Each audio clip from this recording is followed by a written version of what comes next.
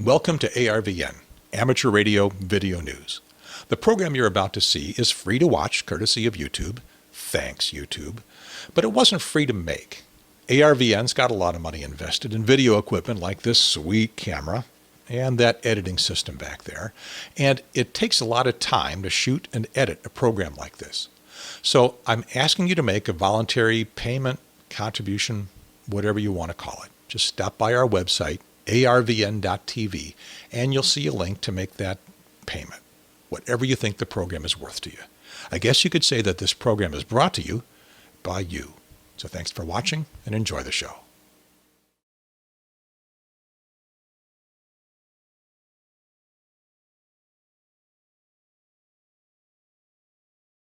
Hello, good morning, good afternoon, whatever time of day it is.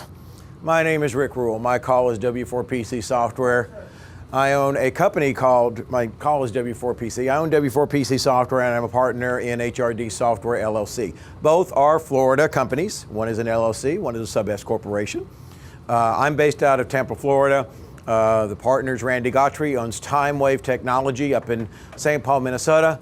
And Mike Carper, W9PIE, is a Fortune 500 executive up in Pennsylvania. So it's nice to see a substantial amount of people here. Hopefully we can fit everybody in. And I'm going to give you a quick and dirty overview of HRD, talk about where we came from, where we're going. There's your new owners. What a bunch of cute guys, huh? That's from 1997.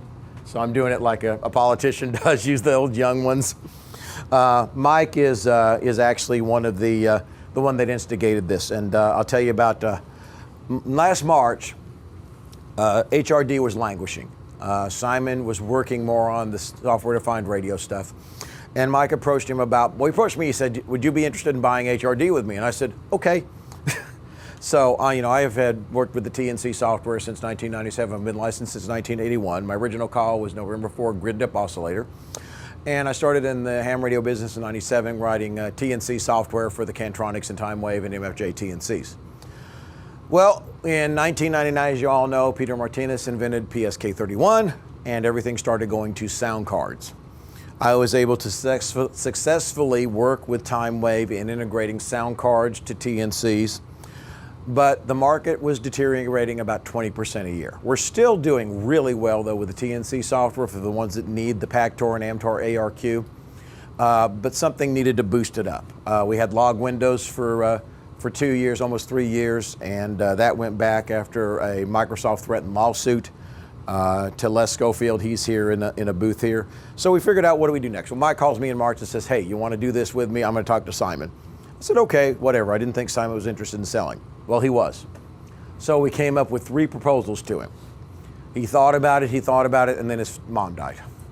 I was like, oh no. So he goes through the summer working on the estate and everything. October 15th, he says, okay, I'm ready to sell. It's like, okay, this comes out of the blue. And so Mike says, are we ready? And I called Randy, we had a conference call. I said, okay, let's make an offer. He came back with a counter offer. We came back with another counter offer. He said, okay. 2 weeks later, we have the source code and I start working on it. That's how we got it. And he's not leaving. He is still going to work with us, and he does. I talked to him right before the Ham Fest because I was working on some code. Any future ham software non-SDR will be designed to complement Ham Radio Deluxe. So Simon's still around. Simon is an excellent programmer. The code he gave me is not documented, but it is very well written. He and I have very similar coding styles, so it was very easy for me to get in. I was able to compile and link and build the code, and for those of you that are programmers know that that's the first step in making anything work. Once I got to that point, then I was able to get a release out. Here's your other C++ MFC. The other programmer is Randy's nephew, Eric Gautry. Aaron, you met in the booth, and Molly's, who used to be with AES, is our marketing gal. Greg is running the forum managers on the forums here. Greg has been with Simon for years and years. Really great guy. A lot of these people didn't know if they wanted to stay on. I picked up the phone, called him personally, said, hey, stay on with us. We need you. It's not going to be easy to move this to a different venture and everything. During the last 3 months, we moved the website, we moved the forums, we created a company, we got the domains. We had to build servers. It's just amazing how much we got done in 90 days. Your super moderators on the forum, you know these guys. That's my buddy. That guy works so hard for us. Jose is just something special when it comes to forum stuff. The rest of them. He called me one time. Yeah, isn't he great? From France because I was having a problem. Isn't he great? Isn't he great? He is an amazing person. Terry G4POP. Everybody knows Terry. Terry's part of our QA team along with K7PT Chuck. They're actually doing QA for us on the product before it gets released to the site. So you have 2 programmers, 4 QA people, including Mike and Randy and these 2 guys, and then 20 to 50 beta sites. So that's what we try to do. All right. Of course, you know all the HRD features. We got rig control, we got logging, we got the mapper, which is the gray line, the sound card modes, DX clusters, satellites, rotor control, Google Earth, K1EL. I've got a K1EL style keyer, and I use that for CW all the time. Band scope, memory, just a plethora of stuff. Radio controls features, supports the CAT for most radios, and we're also going to start including some older radios because I have that code in Radio Operations Center. So like your FT767 GXs, your older ICOMs, we're going to add as much as I can in that. We do have new support for the 7410, 7600, 9100 from ICOM, the TS 590 from Kenwood, and Phil Parton with Kenwood's let me take home a TS 2000 so I can fix a few more bugs in the TS 2000 that some people have reported. Total radio control, you got your band scope. Oh, I love the band scope. The DX cluster stuff. Now with the DX cluster, you click on a spot, it goes to the frequency, change the mode. QSX is coming. Memory management for Kenwood radios, so you can put memories in there. You've got your favorites in there. The N8VB COM interface, and of course, the amazing rotor control. The guys from M2 came over to see me today. I didn't realize that Simon hadn't put the M2 rotors in there, and I've known Mike forever. So we'll add M2 rotor support in the next free upgrade, which will be 5.11. We're going to do one more one. There's your basic supported radios. And if it's not supported, the flexes we're going to emulate with the Kenwood. I got to get with the Flex guys and get some direct stuff. But you know, if you use the Power SDR and all that, it emulates as a Kenwood radio, which is good. And of course, we got the 10 techs. The Eagle is going to be supported. All the RX, the 400s, the 320s, 350s. 10 tech loaned me an Eagle to play with. John and I are very close, work together. Yesu, Dennis got over, was a cancer survivor. He's really helping out. And of course, Chip Margelli for years. Chip has been a good friend for years when he was with the Yesu. And so he's just a great guy. Okay, you guys know what that is. Yeah, but it's hard to see this stuff. Do what? It's kind of. Well, I know because I'm on it's a video. Yeah, it's on a video. I can't really do anything about that.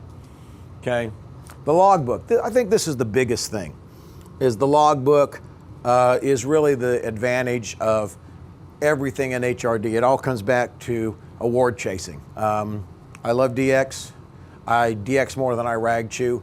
I'm a light contester. I'm part of ACG, and the Florida contest group has decided to ring me in too, and I'm fine with that. I do.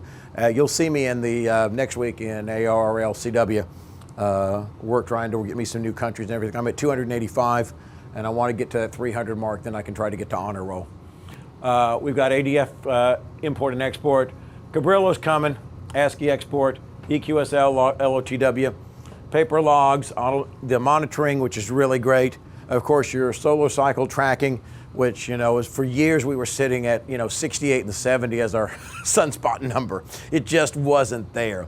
Simon is keeping HDRlog.net up, and you'll be able to still use HDRlog. That's his baby, and he wanted to keep that, and I said, fine. Gray line is fine, and of course, since it uses MySQL and Access database sharing. Of course, there's our logbook. Now, there's some new features in here that I've got in the new logbook. In the locator up here, I've moved these around a little bit so we can put the latitude, the long path and short path, and the kilometers in here when you put in a DX call. If you spot a DX call, it'll come up there to give you the locator and to give you long path, short path, and kilometers. We have more for the CQ zones down in here. If you want to do light contesting, we're going to work on an interface. I talked to Tom and Rick with N1MM. Rick's been in the hospital. But what's going to happen is, like if you're using DM780, you'll be able to make the contact there, log it to HRD logbook, and automatically log into N1MM. Then you'll be able to check dupes and everything. So we're going to work out a conversion back and forth where if you put in the call and you check the call and it's a dupe, that way you won't work it and they won't get all annoyed at you. When do we ask questions? At the end. You can interrupt me if you want to. Okay. We're going to have more than enough time. We've got the room here till 4 o'clock. So. Is this a double session you're doing? Well, what happened is I was only supposed to do 1 session. They put me up for double. Okay. So it was a mistake, but I mean, I'm willing to stay here as long as you guys want to be here, I'm fine. I mean, Aaron's in the booth all alone. Maybe Neil Foster's over there helping. Guy in you. Marketing girl, Erin. E-R-I-N, the little girl, redhead, cute little redhead. Yeah. Mapper, of course, that's a gray line sunlight curve. The Maidenhead locators, the plot paths, calculate miles or kilometers per watt for QRP guys. And of course, it integrates right into Google Earth, which is really, really cool. And there's our gray line. At the time we did this, it was almost meridian, as you can tell. So anyway, you get your beam headings. So here we go, working the gray line right there from Alaska down there. And that's gray line propagation is some of the most, I've worked so many stations on gray line. It's amazing. DM780. Now why I love this is because I'm an old CW guy. I can do it in my head, but I'm getting old. I can still use my Vibraplex to send if I want to, but I'm getting old. So I think the advantage in it for CW is the ear and watching it gets you, you know your call back and forth, but sometimes you won't, if somebody's QRMing, it may be able to pick it up and you can't. So anyway, I like that about it. We got the PTT control. We also have integrated it with Radio Operations Center now, where if you guys have a TNC with a sound card built in, like the PK232SC, you'll be able to switch between the sound card modes and the DM780 digital modes with just one interface. And it's got the radio control built in, and you guys can come by the booth and see that. Now that's a beautiful sight right there. The send, I'm going to change this because F1 is help and always has been help. So I think I'm going to change it to F4 and F5 for transmit and receive. The reason is that has been the standard for transmit and receive in DOS and Windows programs since the beginning of time. So we're going to probably going to be one of the changes in 6 that we're going to have. F1 is going to be fully functional help, which is very lacking in 5. And Chuck, K7PT, is working on the documentation. Once we get that, we'll integrate in there and we'll context sensitive help and a whole bunch of other things. Okay, satellite. You guys that are on the satellite, got all of them up here. It updates the Kepler elements on the fly. So you're ready to work everybody if you want to. Who's ever up CubeSat, when the suit sats go up, you can work those. International Space Station, many times I've worked it and looked at this and checked the path locations, everything working from a handheld, there are times you can't do that. I did that with Mir, actually. When Mir was up when we were still up back in 1997, I worked them on a handheld, which was better than when we tried on Stone Mountain back in '83 to talk to Owen Gary at W5LFL. We were on top of Stone Mountain trying to figure out the tracking and everything, and we didn't ever make a contact with Owen back then. And now it's so easy, you can do it on a handheld. All right, the rotor control. More, there's going to be more rotor control than that. We're going to add the M2 in there. We've got the DCU1s. We've got so many options for rotor control. So when you click on the spot, it'll turn your rotor, it'll set your radio to the right mode and band, and then if you got your voice keyer set up, you can just make the contact and you can automatically log. So it's almost, if we put some artificial intelligence in it, then it'd be able to make the contact while you're gone, and then you become K1MAN. No, I haven't been around ham radio for a long time, have I? K1EL keyer, all that stuff. All right, HRD 5.1. Yes, it's free. Yes, it's free. Yes, it's free. Okay, let me talk about what we're doing. Last Friday night, yesterday at midnight, 12:01 a.m., I'm up and we released 5.1. Me and Mike and Randy are on the phone and it's like, well, what do we need to do here? Oh, we're going to release it for free. That's fine. I said, why don't we give them an option now to go ahead and get phone and email technical support and HRD6, which is planned for Dayton, for free. So we went back, forth. And we finally decided the best thing to do, and remember, we're only 90 days into this, is to go ahead and give away try one for free. $49.95 for a year of support, gives you 6.0 for free, lets you talk to me on the telephone, email, and I will be able to remote into your computer. I do that right now with the Radio Operations Center stuff. Support is so important in ham radio. Much support has moved overseas. I mean, every time you call somebody for support, hello, my name is Peggy. And so rather than hello, your name is Peggy, I'm going to say, hello, this is Rick, or hello, this is Eric, or hello, this is Mike. You will never, ever talk to anybody overseas as long as we own the company. I guarantee that. We will never put our source code to India as long as we own the company. There will never be any outsourcing of jobs outside of America. This is all built in America now. I like to make a living. You guys like to make a living. That's what we're going to charge for it. I have to eat. I want to get back to where I was in 1999 when I had Tim Hams employed. I want to be able to hire you. You all work out of your house. You can help me with testing. You can help me with QA. You get a paycheck every week. Cuss job, right? You work more for me because you're working out of the house and you're doing it for something you love. To me, ham radio is a hobby and a business, and I separate the two. When it comes to information swapping, I will information swap with you day and night. When it comes to software swapping, I kill you if you steal it. We're actually, Erin's a big fan of Jeff Dunham, and I worked with Jeff back in the 80s in the comedy clubs. He's up in Daytona tomorrow night, so I'm going to take her up for Valentine's Day and let her see it. So that'll be pretty cool. But she loves Ahmed. Yeah, Ahmed is cool. So hopefully I'll get some pictures of me and Jeff and Erin with Ahmed, and we'll put them up on the website and everything. But I've had the Italians actually crack my code. It's unfortunate. I tried to get this. CQ took a stand. Unfortunately, ARL didn't. And I tried to work with Steve Ford. Software piracy. I'm not a big company. It's me and Mike and Randy and Aaron. We're not rich. I got divorced last January. I am nowhere near rich. She got the gold mine, I got the shaft. So you're helping out a fellow ham. And the ham spirit to me is what I'm doing here. I'm going to give you information. I'm going to help you. But I don't want to have to go out again. I did a contract job. I was making good money, but I was working 80 hours a week, and it wasn't doing something that's giving back. I want you guys to be involved with this. I want you to know who I am. I will be at every ham fest that I can be at. I'm the coder. I'm the one that the buck stops here. When it screws up, it's my fault. No blame, no nothing. Now, if you have a blue screen of death, that's the fault of the device driver for your USB cable. Because I've ran into that so many times, and people up there scream. That's the hardest thing to deal with. Is let me prove it to you. So I get on their computer, I go download an updated driver, and it wouldn't blue screen anymore.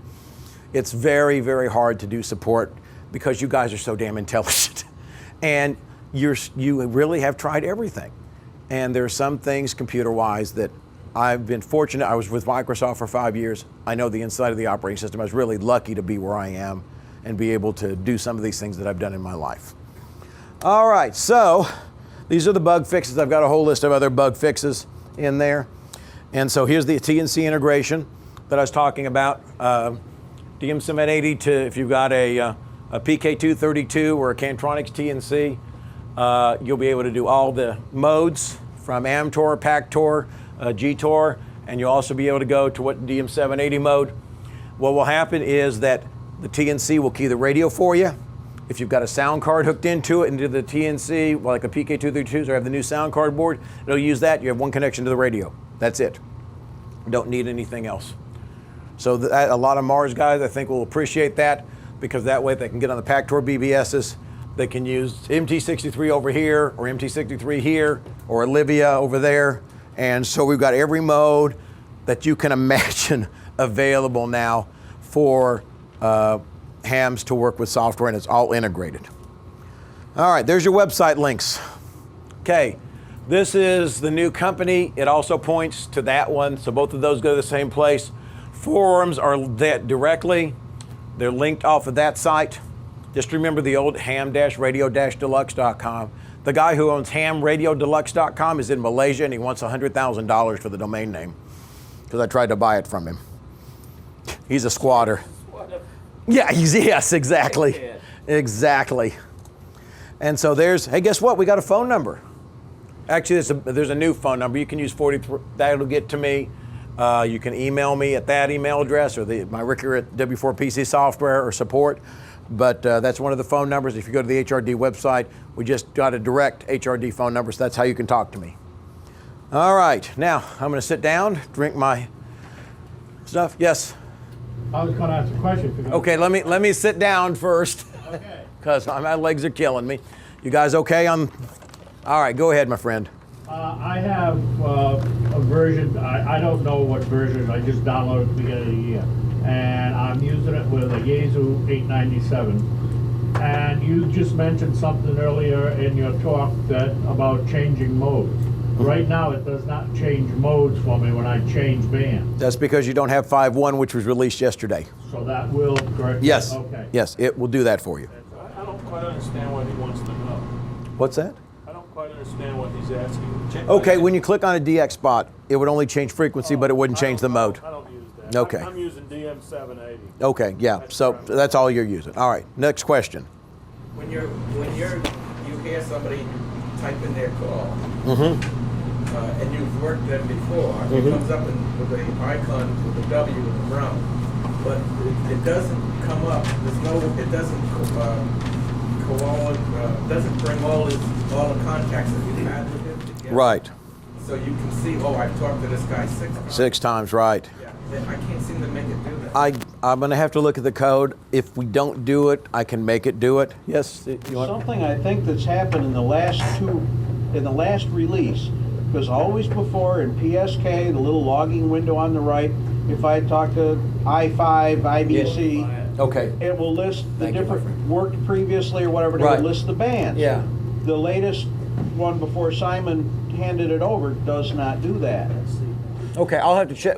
I'll fix that. I mean, it's not a critical thing. No, but It's I mean, not- I agree with you. I agree with you guys. I like to see that too. If I work them 6 times, you know, It's nice to know. it's nice to know. If it's a bug in there, what we need to do is probably replicate it and put it in the bug base, and then we can fix it. Because if I can replicate it, the most important things when you're reporting bugs to me. Let me go over this real quick with you. Radio, computer, version of HRD, any interface cables, steps to replicate. Pretend like I'm a 5-year-old and you're teaching me the ABCs. Turn on the radio, turn on DM780, press XX button, go to file menu, whatever. I need specific steps to replicate, and that helps me because you say it's just not working. Okay, and? I don't know if It could be a bug, we'll find out. I mean, that's what we do, we go over to the booth, we'll try it here. If it's not working, it worked in a previous build, he probably commented out thing. Yes, sir. Rick, along this gentleman's comments, on 2893, which is your current release up until you release. Right, yeah, it's 3097 or so, it's 5.1 now.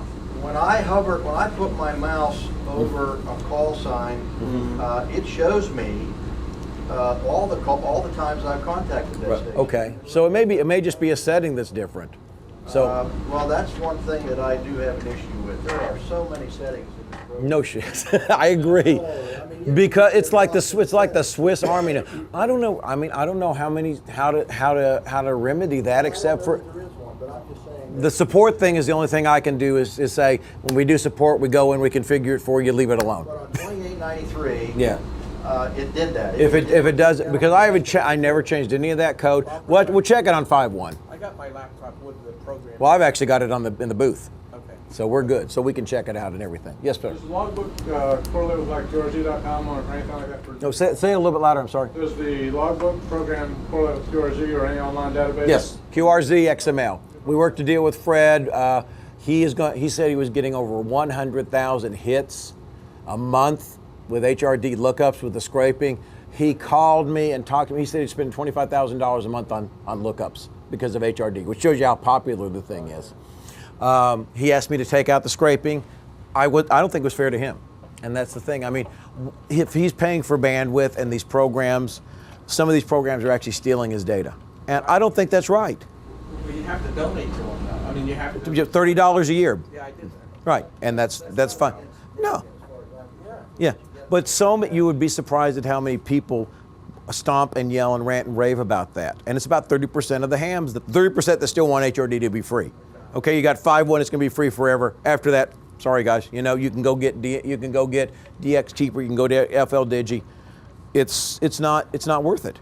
And especially they'll complain about something for free, and I never understood that. If I get something for free, I'm going to say thank you. What will be the price for 6.0 when it comes out? We are debating. Let me tell you why we're doing the $49.95 now, because we know they're going to be $79, $89, $99. I think that's a fair price for a major upgrade. It will not be over $100. I want it right at $79. I think $80 is a fair price. We got it for $50 here. You get it go ahead and get it for $50, and you get 6.0 for free. It's going to be an annual support. And the reason is when you pay for it, you'll get direct support. You can still use the forums for free support if you want to use the free version, and I'll still be in there every once in a while. But we've got to have a revenue source, and that's with upgrades and support. And everybody in the world has unbundled support. Microsoft, you get 2 support incidents, and that's it. So, and then you have to pay $275 for support incident. I have the XML database subscription, and when I do a call sign lookup, when I right click on the call sign on the screen and it fills in automatically, does it fill in the state now without depending? No, not in DM780. In the other ones it does. That's a bug in DM780 that I didn't look at. And so Simon I actually had somebody in the booth, and I can't remember, were you there with Lester when that was talking about, some guy was talking about that? Simon said, oh, it's only for the US. Well, guess what? I'm a US programmer, I'm gonna fix that. But we didn't have time in 5.1. I mean. Will you fix that? Yes, eventually? absolutely. Okay. Absolutely, I'll fix that. Well, I mean, you can still get the information. Right, QT, what I think I'm doing, put a state field in there, and if there's a state, then I'll put it in the state field. I mean, that's the simplest way to do it, is just add another field in there and pop it in. I mean, that can be done literally in a day. You think that might appear in 6.0? Yes, absolutely. Rick, you did say that you're going to support importing N1MM contest logs. Well, what we're going to do is actually we're going to support direct entry. When you add it to HRD logbook automatically, Rick and I are going to make it go right into N1MM. So you can have MM1MM on one side of your screen, you can have DM780 on the other side of your screen, and you're going to see if you type the call sign in, it's going to be a dupe. But if you're running a contest in N1, you're not going to get into the contest. No. I want to complement. If I'm running a contest of N1MM, at the end of that contest, I'll be able to bring that. Oh, absolutely. ADI for import. Or during the contest, if it's a digital contest, and again, during a CW contest, you put in the call sign.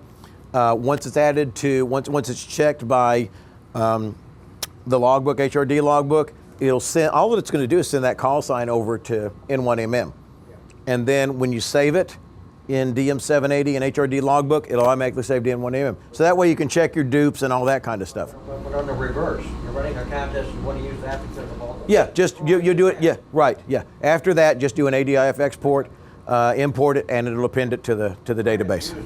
HRD Deluxe for a while, but not connected to it by 10. Right. Omni didn't take. Right. Yeah. But it works great. Right. Well, we'll get the Omni.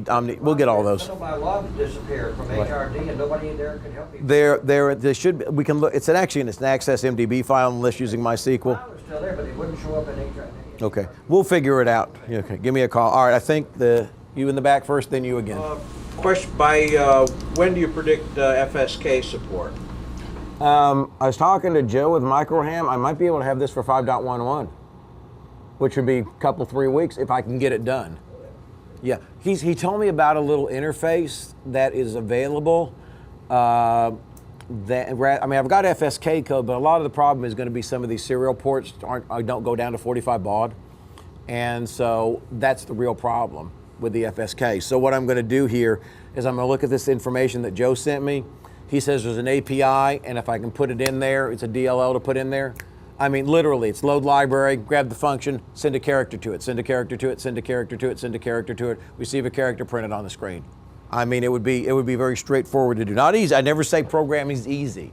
Nothing in programming is easy because anything I put in will screw up something else. I'm human like you guys are. And I do screw up.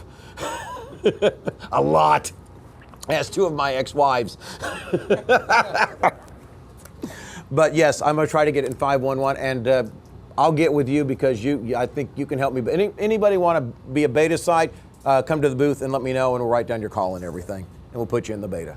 All right, you again, my friend. One thing that would be, I think, helpful to everybody is if you're redoing the help files, Yeah. would you try to implement an example? In other words, when you describe something, K7PT, email Chuck, K7PT. He's working on the help. I mean, just a simple example. Right. I agree. Sure I helps agree. everybody. I agree. 100%. Email K7PT Chuck. He's working on the documentation. I'll come over and see you. Okay, sounds good. Yes. I don't know if it was me or if it was, if it's a glitch. If you go in to modify, after you get a QSL card or a paper card, and you want to make an addition to it, it seems like the times have defaulted back to the time. That's fixed. Oh, okay. That is fixed. Bruce? That is fixed. It will default to the times. If it's UTC, it defaults to the UTC times. Now it's fixed. I fixed that because that was a major pain. Simon just did get current time. I'm doing get GMT time. Yeah, but I mean, it's defaulted from the time you actually have the QSL to the time you're making the modification. Right. I think that's changed too. I'll have to double check. If not, we'll fix it. But yeah, it's all UTC now, so Yeah, good. that's all fixed. All right. More questions from anyone who hasn't had questions? Label printing. Yeah. I Okay, get that every- the guy who does the third-party stuff, I'm going to talk to him about that. There's also some software I can get to do it, and I've got some code that I did in the past for label printing. Patience. Let me see what the best way, if I can get the guy who does the label stuff now to put it into DLL, I'll just integrate that right into HRD. So What it's kind of labels are you talking about? like and then also QSL Maker. I worked with Gary years ago on that to actually where you could do the QSOs in the QSL Maker directly from when you said okay, print these QSLs, print the labels, it printed them to QSL Maker, which is a freeware QSL program. Yeah. Oh yeah, look at it. He went, oh my God, yeah. And you've seen that one, Gary's program, QSL Maker. Yeah, isn't that great? Isn't that great stuff? Isn't that great? Oh God, WA3 or WA8 something, I can't remember. Look up QSL Maker. That's the best way to remember it. And you design your own QSL cards, and then you can actually take your ADIF, export your ADIF, and import it into his program too right now, and it'll do the QSL. It'll do all the QSL labeling for you, and you just print it out. Yeah, absolutely. And you get like was it K7? Somebody that has the QSL label, the QSL cards that are the postcards types, or you go to Office Depot and get you some postcard type stuff. Just print it out. Shh. That's the way I do it. You're talking about address labels? Yes. No. I'm talking about confirmation labels. Address labels. That's a whole different animal. That's what I'm saying. I don't know what labels you're talking about. Yeah. No. These are labels that will label the QSO. Like if you're working a DXpedition 5.9 frequency mode, like that. Okay. Mailing labels. That's going to be harder. I mean, we could probably do it if I interface with Fred and QRZ, but again, that's a question I have to ask Fred about. Do you think the IW1 Claudio that has the add-on? That's what I'm going to talk to. Yeah. If to incorporate that and simplify it, because there's no support, it's what you see is what you get. Right. You want to put 4 Qs on a label. Physically, it can be done. Yes. But I can't get the thing. It does 2 1/3. Or if you've worked the T2T DXpedition, you work on 5 different or 10 band slots. It'll indicate that it's printed labels for all of them, but you only got 2 usable QSOs on a label. Unfortunately, since I don't have his code, I don't know what the problem is. But it could be a font thing. It could be based if you're not using the same font he is, and that's what I've run into. Because an 8-point font in one font is different size than an 8-point font in another font. So they actually, because like Windings may have a font that's big, and your 8-point font in Times Roman is that big, and then your 8-point font in something else is that big. And if you don't actually have the font installed, it will try to bitmap it, and that makes it larger too. Be able even to go into the XML files and edit because they're open for us. I'm not savvy enough. edit the XML file and then incorporate the whole program in yours because he That's makes what it. that's what I already talked about. I said if he puts it in a DLL, I'm gonna talk to him about it, and then we'll just put it in there and we'll just support it in there. Like the people that worked Malpello. Exactly. 26 different band slots. I know. I got him on 16 of them. I agree. You're preaching to the choir. I'm a DXer too. Yes, we need that badly. So. You ever sleep? You know what's funny is I usually go to sleep at midnight and wake up at 7, and that's but I'm working out of the house, back to the way it was. I had an office when I was in Muscle Shoals, but still I had an office at the house, so I go home and I do some work.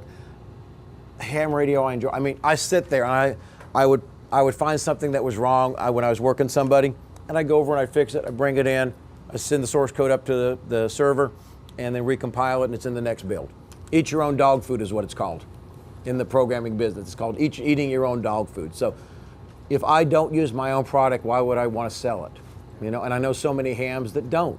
Well, I'm in love with it. Okay, well, I'm in love with it too, and I love this business. I love hams. It's tough sometimes because I can't talk to you face by face, and a lot of you guys don't know me personally. Some of you have known me 30 years. Other of you have known me an hour now. But there are people that actually hate me. They have actually emailed me, and I got hate QSLs because of a post on QRZ. I swear to God. And it's like, what did I ever do to you? I don't care. Fortunately, I've been working online since 1979. I was with the CompuServe before it was called CompuServe, and we had flames back then. I got the very first spam mail back in '78. I got the very first spam mail. And so I've been around a while, and I've gotten used to the way people are on the radio and online. And unfortunately, there are times I will be temperamental too. I may be having a bad day. Well, I'm gonna tell you, if I'm on the phone with them, so I'm having a bad day. If I sound very harsh, I don't mean to. If I'm tired and I sound harsh, I don't mean to, and I'll tell you that. I'll be upfront with you. You know, and if I say, look, I'm exhausted, can I call you back tomorrow? I'll call you back tomorrow. That's just the way I do business, and that's the way I've done it for 22 years and 5 years with Microsoft, 3 years with the software link PC Moss, if you guys remember that. So I've been around a little bit, and writing Atari games back in the early 80s. Yep, Alley Cat. Alley Cat was one of my babies. So, okay, yeah, it was amazing. It was those days we did everything in 6502 assembly language. We used the Antec chip. It was a graphic coprocessor chip like every computer has now. Do you know that the IBM PC design was based on the Atari design because it was so good? If you look at the old memory map of the Atari computers and look at a memory map of the way that the hardware is set up under the IBM, it's the same exact paradigm. Amazing. What else can I tell you? I can tell you stories. You ever do any Amiga work? I have actually. Jay Miner, who did the chips for the Atari, went over to the Amiga, and I did some 68,000 work. Also worked on Unix on a Kremimco 68,000, wrote 68,000 assembly language. I've done 8080 assembly. I've done 6502, 8086, 68,000, 68030, 8386, 8486, P5, and this is low-level assembly with PC Moss. We were the first ones that were able to use the virtual mode of the 8386, so we'd run DOS off of dumb terminals, or through a modem. You could run DOS programs. It was an amazing piece of technology at the time. In 1987, Gary Robertson, who owned the company, sold the licenses to the U.S. Postal Service. So until '99, you used my software every time you went to the post office. He made $26 million in 1 year. And Borland and Novell came and offered him $50 million for it in '75. Well, there's three owners, brother and sister, Gary Robertson, Julie Caruso, and then another owner, Rod Rourke, who wrote ATA BBS back in the Atari days. Rod says, no, it's my baby, I want to keep it. They turned down $75 million from Novell for an operating system. Bonehead decision of the 80s. Could you give Let me go back. You want to go? All right, go. Could you give us a step-by-step procedure to upgrade to the 5.1? Download, install. Okay, go to which site to download? HamRadioDeluxe.com or HRD Software, or come to the booth and get a CD. Okay. And yeah, and we'll be. And then, oh, you're what? No, I got it broken. Oh, I'm sorry. Oh my God, I didn't mean to stress you out. Yeah. You bring up the menu, you press on install Ham Radio Deluxe software, and you keep pressing next until it's done. That's it. Very simple, very straightforward. And you had one more. What are your plans for program security? Call sign based. Call sign, okay. Yeah, because if you're going to transmit the call sign, you don't want to transmit illegally. It's worked very well, except for the actual hacking attempts. We've been through a lot of hacking attempts. I've been hacked 6 times. I think it's wrong because I pay for software too. The only difference between software and hardware is you get a box, and the margins are a little bit higher with software, but not by much, because you still have to pay humans to do the support, to do the marketing, to do the sales. I'm not a Microsoft.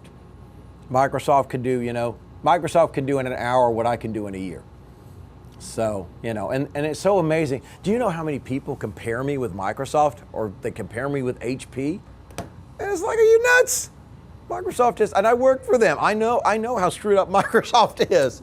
There's a lot of crap out there, but Microsoft has the best crap. And I like Apple. I knew Steve Jobs. I knew Woz. I met Gates many years ago. I mean, this is all the old stuff. I love the Mac too. Mac is a great platform. I worked with Unix System 5 on a Krememco 68000, as I said. I played with CPM in the old days. I played with QDOS before it was PC DOS, with Gary Patterson had it out. So I've been around a little while. I've played with a few things, and I had an acoustic modem when I dial up to go to Ward Christensen's BB. Yeah, remember how the dog would bark and it would knock it off? I had that in '78, and I was on Ward's CPM BBS, which I think he still's got up. I don't know if he still's got it up, but that was the first online experience I had when I was 18 years old. And then the BBSs started coming in, and then we started having the dating BBSs, and then the chat lines, and it was like a BBS fever until 1991, and then the internet took over and all hell broke loose. It was September 1993, which was called Eternal September, because that was the day that AOL let everybody loose on the internet. And it was crazy. It's called Eternal September. All right, more questions from the peanut gallery in the back? Any plans to put this in Linux? Do what? Any plans to run this on Linux? at some Again, point? I've been WX Windows, great cross-platform library. I need an MFC to a WX Windows interface. If I can, I got the GCC compiler, put it together. The biggest problem is, Cocoa and MFC aren't compatible. Cocoa is a great object-oriented programming. Dev environment on the Mac is great. I've written Mac code. I did all mine in 68,000 assembly back then. And then Lightspeed C, which became Semantic C, which became, what was it? It's somewhere else. It's still out there now, but it's originally Lightspeed C on the Mac, Fat Mac 512. And of course, we had like Hostmaster for the Mac back then and PackRat for the Mac. So I've done Mac coding. It's just so different with a Unix undertow now. But if we could get an interface from MFC to WX Windows, it would be almost a no-brainer to put it under Mac and Linux platforms. We still have to look at the market. We're talking about 100,000 users of HRD. How many of them are Mac users too? So that's the thing too. I have to look at the support. I want to do it, but just because I want to do it, it's going to be up to the other guys to decide if it's marketing worth it. Is the Mac coming around? Absolutely. I love Aaron loves the Mac because it's a great graphics machine. It's just tough to do cross-platform because I've done it before. I've done Linux. I've done Unix. I've done CPM. I ported from CPM to DOS to Windows 3.1 to Windows 32-bit. That was a pain. We're talking about going from 3-4 different platforms. Now the next big platform is Win64 for Microsoft, and it's much easier to port. Win16 to Win32 was the most impossible porting because everything changed, and we had to do it. So most of that Experience in virtual environments, virtual machines. Oh yeah, I use VMware all the time. Within that environment. It'll run in parallels. If you run parallels on your Mac, you're okay. It'll run under Wine, under Linux. So, but we need native, I want to put it in native mode too. And that's, that again takes a development environment. And programmers aren't cheap. Somebody of my level and Eric's level, Eric would make, $100,000 a year working somewhere. I could go to Microsoft and, go back to Microsoft and spend 80 hours a week and I make $200,000 a year. No, I choose to make less, be in my own business, and give something back to the ham community that I've enjoyed so far. And I'd like to get a little compensation so I can live. And I think that's fair, so. So 5.1 is Windows 7 64. Oh, no, it's 32-bit. Oh yeah, I got to do a 64. It'll run under the 32-bit VDM under Win64, like everything. I made it compatible so it will run, and I run it on my Win64 all the time. But if I install my brand new Win 7 machine. Yeah, it will run. It's running on that in the booth. Yeah, I got to run this. Yeah, Windows 7 64. Vista was a piece of crap. Everybody knows that. I bitched at my friend Neil Leslie, who was VP of Microsoft. I sent a dissertation of about 30 pages to him in email. He came back with one word: ouch. And so they rehired some of the programmers who had retired. They did something called MiniWin, which is the mini Windows kernel, and that's what Windows Vista was based on. And now it's much more solid with Windows 7 and Windows 8, which you can download actually and look at Windows 8. It's got more of a tablet feel to it. So. And it's going to run under Windows. Stuff's going to run under Windows 8, as we know it. So there won't be any problem there. And Windows 9, and Windows 10, and Windows 11. And then in 2027, when I try to retire, and we'll let somebody younger take it over, some of your grandkids can take it over for me, then we'll end up selling it out. I've been doing this since '97, almost 13 years. So I think another 15. I think I can go another 15. And then I want to be old. I want to be 92 years old. And still, yeah, absolutely. Well, I'll be 52 in March, so I'm still a youngin', I know, in the ham radio area. But I took my FCC test in front of Angelo Diddy at the FCC office in Atlanta, and I'm a 20 word a minute extra. So I believe that I had to draw a schematic of a coal pits oscillator. Yes, my friend. Back a couple months ago, I was running the Expedition with no cat control, just using DM780 and PSK. Everything's going fine, except I forgot, without any cat control, it wasn't reading the band. And it defaulted every time I would 1290, I know. It defaulted like 2,350 meters or something. I don't know why Simon did that. Why it default? What? I don't know. Do you want me to change it? What band do you want me to default it to? 20? I mean, tell me what you want me to default it to. There was a band there. Yeah, that's a Lightspeed band. That's the Warp Drive band. I mean, that's some bizarre thing. No, Yeah, I just 1296, which is 2,300 meters, 2,350 meters. yeah, that's up in the gigahertz range and everything. So yeah, there's a band. We have everything all the way up to the light bands. I think it's 23 centimeters and above is all ours. I've got a chart somewhere. They actually can get that from the USGS and everything. So. Just set it to one band, and when you power down and come back, it would be there until you. Right. What we probably need to do is we need to set it. I need to default it to 20 meters or something like that. Or you can use radio control and avoid the problem altogether. Well, at the time, Simon didn't support the radio that I was using. Yeah. Well, that'll be different now. You tell me what radio you're using, I can support it. As long as I can get a loaner from one of the Eagle for a nice little travel radio. You're going to get that. But it'll be nice to have an American program with an American radio. Exactly. And so I've got an Eagle, Tintec loan me an Eagle. I got it here actually. I've got the code in Radio Operations Center. So the Eagle, I'll make it work. It's just a matter of time. I got to get this TS2000 bugs fixed first. I got to fix some of the little. They didn't like I moved the add buttons down to the bottom in the logbook. That's the biggest complaint right now I'm seeing. It's like, oh, fine. Small screen, the add button is a pain in the neck. Press F1. Well, yeah, yeah, press you gotta F1. remember F1, but I usually don't use F keys. But when I've got the little logging screen and a PSK QSO, you're running 3 a minute. Oh, I know. And you've got to remember, in order to hit add, you're looking at things coming back, and it would be nice. When I've always done a digital contest, I never use the mouse. N1MM, I don't think I've ever used the mouse in N1MM. And that's all that I do use. Right. So I guess because I actually worked with Windows 1.0 and I didn't have a mouse, so I learned all the shortcuts. I did. Goes next to DOS. Exactly. Alt F, get you to File. Alt Tab, Control, Alt Escape, Control Escape. There's your way to go. And then F1, F2, F3, F4, F5. But yeah, if you ever get like on a netbook, if you don't have it big enough for a netbook, just remember, well, it's going to be F4 and F5. And you know, save will be F7. Save has always been F7. F4 and F5, transmit, receive. Save is goes back to WordPerfect. And Word 1.0.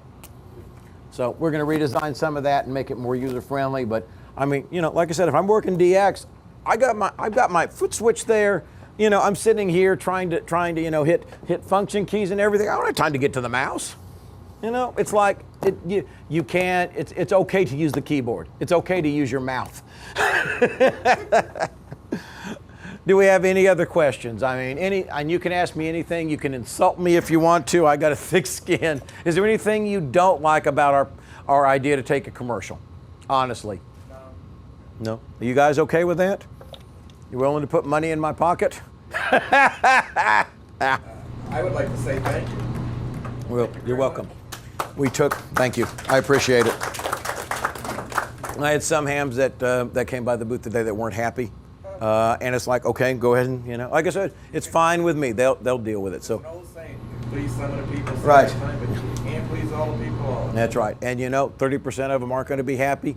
That's fine. They can go get Dave stuff. There's more than enough people out there. 70% of the hams are willing to support me at some level. And that I appreciate. And you won't be let down. Like I said, unless I die, and then we've actually got a backup plan for that. If it happens, Randy takes over full support. Eric has the code, and he is as good a coder, if not better than I am.